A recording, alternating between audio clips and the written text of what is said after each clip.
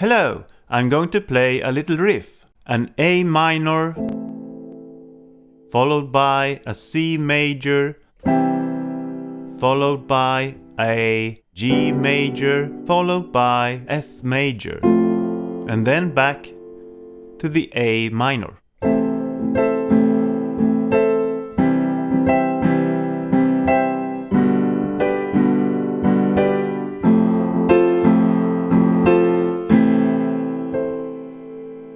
There are times when you want to take a chord, but you can feel that the tone might be a bit too high, breaking the harmony of the song. Like in my little riff, where I'm taking the C major and it has too many bright notes in it, far away from the A minor, G major and the F major that I'm also playing. You can take the C major one octave down, but then you might think it has a too dark tone instead.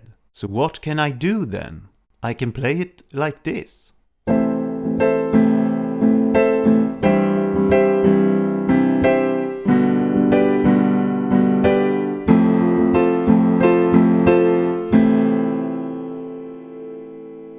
Now, the tone is around the same as the others because I'm not moving away too far in the frequency range.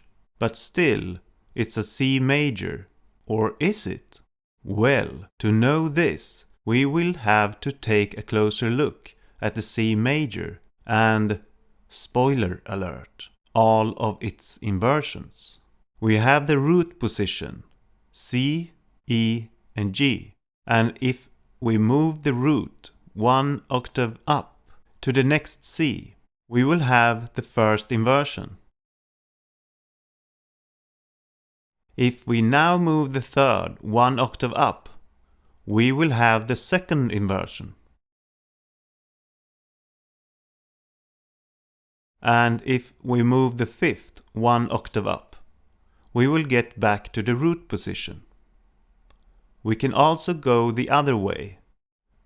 Move the fifth one octave down, going back to the second inversion. And move the third down and get the first inversion.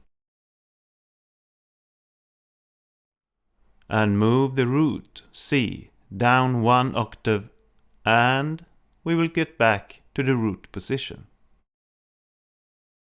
And now, from here, I will take one more step down to the second inversion. And hey, do you recognize this? Well, it's the second inversion of the C, which also is the version I took to not make it too bright from the other chords in my riff. We can use inversions to change the sound of a song, blend frequencies, but still play the same chords. This can also be good if you're going to place the piano in a mix of other instruments, so that, for an example, the piano doesn't take too much frequency space from other instruments. This is also true for the other instruments.